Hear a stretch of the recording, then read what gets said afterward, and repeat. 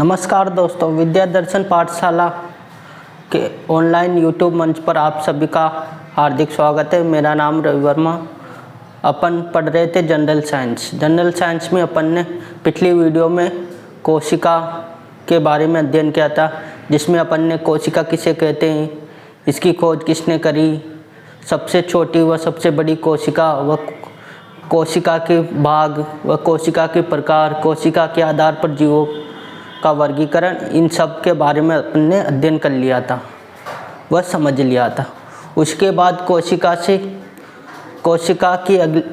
के बाद अपना अगला टॉपिक आता है ऊतक।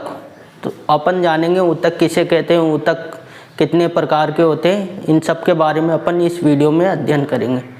तो अपने पास सबसे पहले बात आती है ऊतक कहते किसे हैं। जिस प्रकार से कोशिका सबसे छोटी इकाई थी, तो उन छोटी इकाई से बहुत सारी छोटी छोटी इकाइयाँ मिलकर जिस चीज़ का निर्माण करती है उसे ऊतक बोलते हैं। तो अपन ऊतक की परिभाषा कैसे लिख सकते हैं, कोशिकाओं के समूह को ऊतक कहते हैं। जैसे हो गई ये एक कोशिका हो गई छोटी सी, ये दूसरी कोशिका, ये तीसरी कोशिका, ये छोटी कोशिका, ऐसे बहुत सारी छोटी छोटी कोशिकाएं मिलकर जिस संरचना का या जिसका निर्माण करती है उसको बोलते हैं अपन ऊतक। ये क्या हो गए, जैसे अपन देख सकते हैं अपनी स्किन होती है, चमड़ी के ऊपर जितनी भी बाहरी आवरण है, ये सारी कोशिकाओं का समूह है और इसको अपन बोल सकते हैं ऊतक। और ये कैसी होनी चाहिए कोशिका भी, एक तो समान होनी चाहिए, समान एक जैसी दिखने वाली कोशिका, इनकी संरचना समान होनी चाहिए, संरचना भी समान होनी चाहिए, वह इनका कार्य भी समान होना चाहिए। क्योंकि ये सारी अपने स्किन होती है, स्किन के ऊपर ये बाहरी आवरण देख रहे हैं अपन अपने पूरे शरीर पर, ये क्या करती है, एक जैसी कोशिकाओं से मिलकर बनी है और क्या कार्य करती है, समान कार्य कि बाहरी वातावरण से हमें सुरक्षा प्रदान करने का कार्य करती। तो कार्य भी समान कर रही है और इनकी संरचना भी एक जैसी है। तो इस प्रकार से इनको अपन ऊतक बोल सकते हैं। तो उसके बाद बात आती है ऊतक विज्ञान। ऊतक विज्ञान को हिस्टोलॉजी कहते हैं। हिस्टोलॉजी मतलब विज्ञान की वह शाखा जिसके अंतर्गत ऊतकों का अध्ययन किया जाता है उसे हिस्टोलॉजी कहते हैं। हिस्टोलॉजी या ऊतक विज्ञान की सर्वप्रथम नींव रखने वाले एक वैज्ञानिक हुए थे जिनका नाम है मेलपीजी नामक वैज्ञानिक ने ऊतक विज्ञान की नींव रखी और हिस्टोलॉजी शब्द मेयर ने दिया। मेयर नामक वैज्ञानिक ने हिस्टोलॉजी शब्द सर्वप्रथम दिया और ऊतक शब्द देने वाले वैज्ञानिक है बीजट, और बीजट को अपन फादर ऑफ टिश्यू भी बोलते हैं, फादर ऑफ टिश्यू। तो इन तीनों चीज़ों में आप कंफ्यूज मत हो जाना। ऊतक विज्ञान की नींव रखने वाले हैं एलपीजी, हिस्टोलॉजी शब्द दिया या ऊतक विज्ञान शब्द दिया मेयर ने, ऊतक शब्द दिया बीजट ने, और इसको बीजट को जनक बोलते हैं, ऊतक का जनक। तो अब आती है अपने ऊतकों के प्रकार। ऊतक दो प्रकार के होते हैं, एक तो होता है जंतु ऊतक या एनिमल टिश्यू। ऐसे टिश्यू जो किस में पाए जाते हैं, जानवरों में पाए जाने वाले टिश्यू जंतु ऊतक कहते हैं, इतना तो अपन जानते हैं। पादप ऊतक जो प्लांट में पाए जाते हैं, पादपों में पाए जाते हैं। और ये जंतु ऊतक भी 4 प्रकार के होते हैं। 4 प्रकार कौन कौन से देखते हैं अपन। एक तो हो गया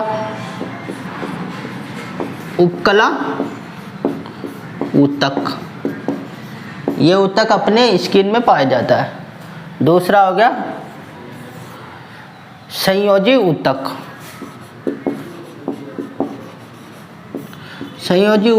जो हमारे शरीर के भागों को जोड़ने का कार्य करता है, जैसे हो गया रक्त, तो इसके बाद आते हैं पेशी ऊतक। पेशी मतलब मसल्स। मसल्स के बारे में जानते ही हैं कि हमारे शरीर के मूवमेंट में या चलने फिरने में सहायता प्रदान करती है पेशी ऊतक। चौथा हो गया तंत्रिका ऊतक या न्यूरल टिश्यू।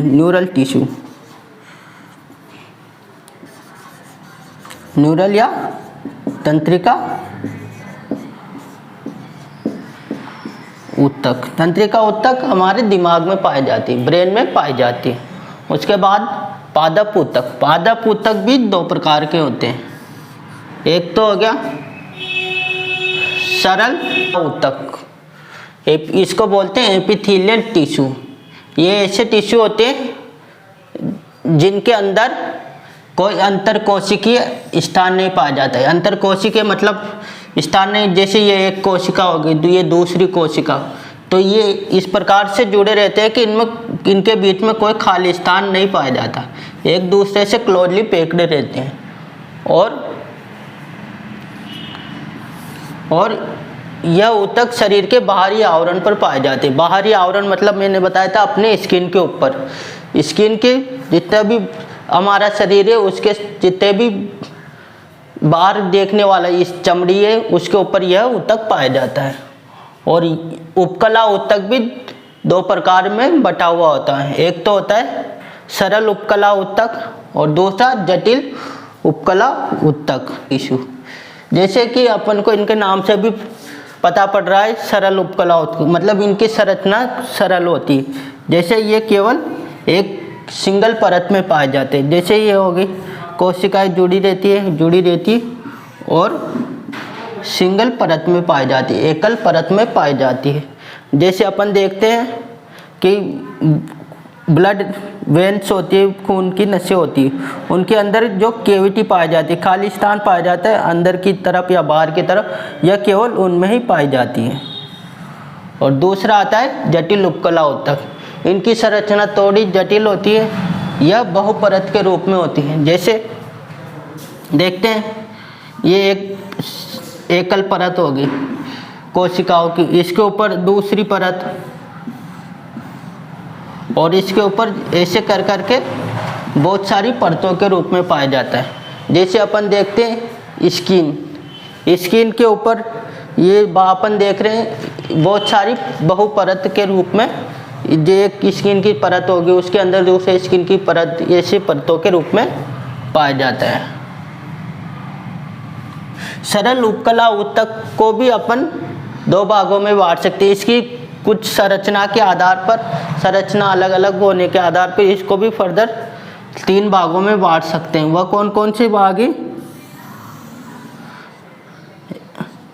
एक तो है सल्की स्क्वैमस, अंग्रेजी में बोलते हैं उसको स्क्वैमस सल्की। दूसरा होता है घनाकार और तीसरा खंभानुमा। इनके नाम से भी पता पड़ रहा है कि सल्की स्क्वैमस, इनकी मतलब चपटी परत होती है। चपटी परत कैसे? जैसे वो इसकी तरह ये एक चपटी परत है, इसके ऊपर बहुत सारी कोशिकाएं मिलकर इसका निर्माण करती है और यह शरीर के बाहरी आवरण पर पाए जाते हैं। जैसे रक्त नलिकाएं कैसी होती? थोड़ी खाली स्थान होता है, उनके बीच में से खोखली होती है, तो इसके बाहरी आवरण पर पाई जाती है। दूसरा होता है घनाकार, नाम से भी पता पड़ रहा है क्यूबॉइड कैसा होता है? कुछ इस प्रकार का।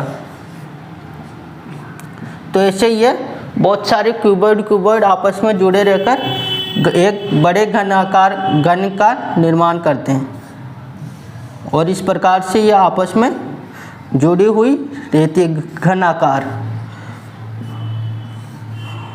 और यह कहाँ पाई जाती है? जैसे हो गया लार ग्रंथि। अपन देखते हैं लार ग्रंथि हमारे कहाँ पाई जाती है? मुंह के अंदर।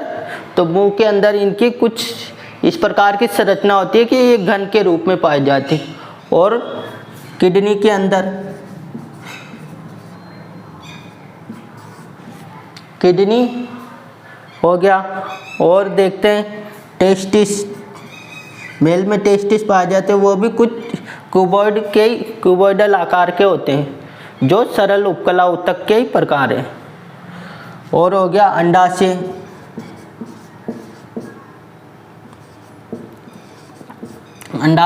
अंडाशय भी घनाकार सरल उपकला ऊतक का ही बना होता है। तीसरा प्रकार आता है खंबानुमा। खंबानुमा, इसके नाम खंबा कैसा होता है, कॉलम की तरह, कॉलमनर, अंग्रेजी में बोलते हैं इसको कॉलमनर। खंबा कैसा होता है, कुछ लंबी सी साइज का।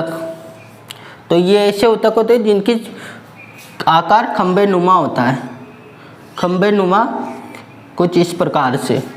और अपने खंबा नुमा यह कहाँ पाए जाते हैं, यह होते अपनी आंत होती इंटेस्टाइन, इंटेस्टाइन के अंदर आपने सुना होगा माइक्रोविलाई। माइक्रोविलाई किसकी बनी होती है, कॉलमनर सरल उपकला ऊतक की। माइक्रोविलाई का आकार कैसा होता है, कुछ इस प्रकार से, कॉलम की तरह। तो ये था अपना सरल उपकला ऊतक। तो यहाँ अपना उपकला ऊतक खत्म होता है। इसके बाद अपन अगला ऊतक पढ़ेंगे संयोजी ऊतक या कनेक्टिव टिश्यू। संयोजी ऊतक, संयोजी ऊतक जैसे नाम से ही पता चल रहा है, संयोजी, संयोजन का कार्य, ऐसा ऊतक जो संयोजन का कार्य करता हो। तो देखते हैं इसके बारे में। यह ऊतक शरीर के अंगों को जोड़ता है और मजबूती प्रदान करता है। जोड़ता है मतलब जैसे हो गए शरीर, हड्डियाँ क्या करती है, हमारे शरीर को जोड़ने का कार्य करती है, वह मजबूती प्रदान करने का कार्य करती है। इनके अंदर अंतरकोशिकीय स्थान ज़्यादा होता है। जैसे देखते हैं, जैसे ये दो हड्डियाँ हो गई, तो इनके बीच में अंतरकोशिकीय स्थान ज़्यादा होता है, क्योंकि यह हमें मूवमेंट में सहायता प्रदान करती है। तो यह भी 4 प्रकार की होती है। एक तो हो गया उपास्थि, जिसको बोलते हैं कार्टिलेज, वसा ऊतक एडिपोज टिश्यू, तीसरा ब्लड रक्त, व चौथा बोन्स। तो पहला देखते हैं उपास्थि। उपास्थि कार्टिलेज नाम भी सुन रखा होगा। यह ठोस व लचीली होती है, ठोस व लचीली होती है। अपन देखते हैं कि अपना बाहरी कान हो गया, इस प्रकार की हड्डी कान में होती है, जो हड्डी वह उसको उपास्थि बोलते हैं, उपास्थि की बनी होती है। यह जिन कोशिकाओं से मिलकर बनी होती है उन कोशिकाओं को कॉन्ड्रियोसाइट्स कोशिका बोलते हैं। कॉन्ड्रियोसाइट कोशिकाओं से मिलकर बनी होती है। अपन देखते हैं भ्रूण बच्चा जब पैदा होता है तो उसके अंदर हड्डियों की संख्या ज़्यादा होती है, और जब वह बड़ा होता है तो उसकी हड्डियों की संख्या में निरंतर कमी होती जाती है। तो वह हड्डियाँ नहीं होती है, वह कार्टिलेज होती है। भ्रूण अवस्था में कार्टिलेज उपास्थियाँ होती है, वह हड्डियों में बदल जाती है। और इसके उदाहरण देख सकते हैं अपने नाक की ऊपरी टिप होती है, नाक की नोक उपास्थि की बनी होती, बाहरी कान हो गया।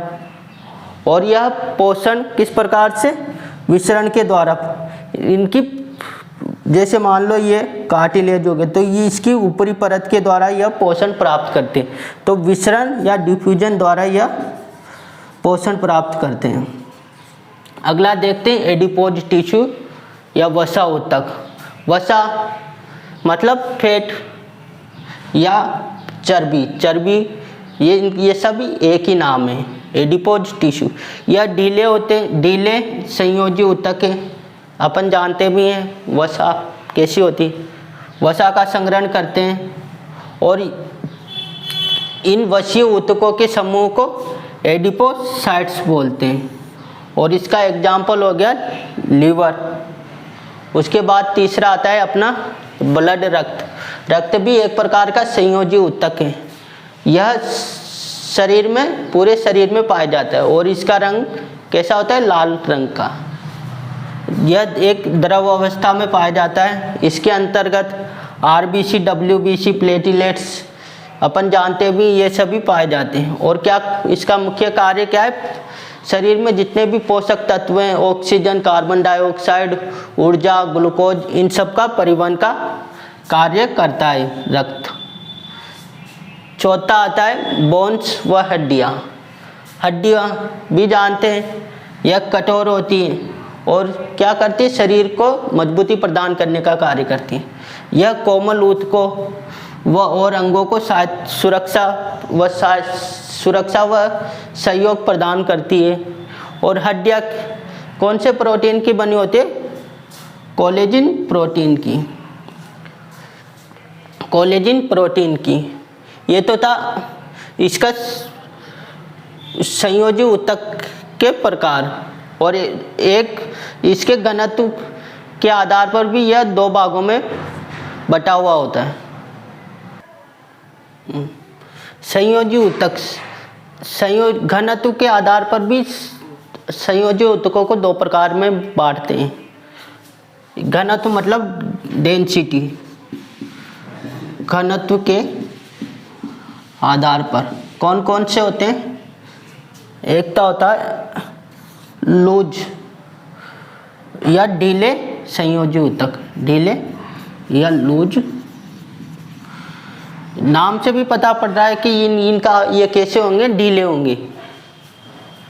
लूज संयोजी ऊतक ये क्या करते हैं? जैसे अपने मसल्स होती है, मसल्स को स्किन से जोड़ने का कार्य करते हैं। मसल्स को स्किन से जोड़ने का कार्य करते हैं। और दूसरा प्रकार आता है कठोर संयोजी ऊतक या घने संयोजी ऊतक या डेंस भी बोलते हैं। यह इनके नाम से भी पता चल रहा है इनकी संरचना कैसी होगी? डेंस होगी। घनत्व में ज़्यादा डेंस होंगे और यह कठोर होते हैं। इसके उदाहरण होते हैं लिगामेंट। एक तो होता है लिगामेंट और दूसरा टेंडोन। लिगामेंट को बोलते हैं स्नायु, हिंदी में बोलते हैं स्नायु। यह क्या करता है? बोन, हड्डी को हड्डी से जोड़ने का कार्य करता है। बोन को बोन से जोड़ने का कार्य करता है। जैसे अपन देखते हैं दो हड्डियां जब मिलती है तो उनके बीच में क्या होता है? लिगामेंट। और टेंडोन मसल को, पेशी को हड्डी से जोड़ने का कार्य करता है। जब पेशी और हड्डी, मसल्स और बोन को जोड़ने का कार्य करता है, उनके बीच में टेंडोन पाया जाता है। टेंडोन को हिंदी में कंट्रा भी लिख सकते हैं। ये अपन ने देख लिया अपना संयोजी ऊतक। संयोजी ऊतक पढ़ लिया। इसके बाद यह जंतु ऊतक के अपने दो भाग और रह जाते हैं, जिनको अपन अगले वीडियो में पढ़ेंगे। जब तक के लिए हमारे चैनल को देखते रहिए, शेयर व सब्सक्राइब करें। हमारी वीडियो पसंद आए हो तो लाइक करें। धन्यवाद।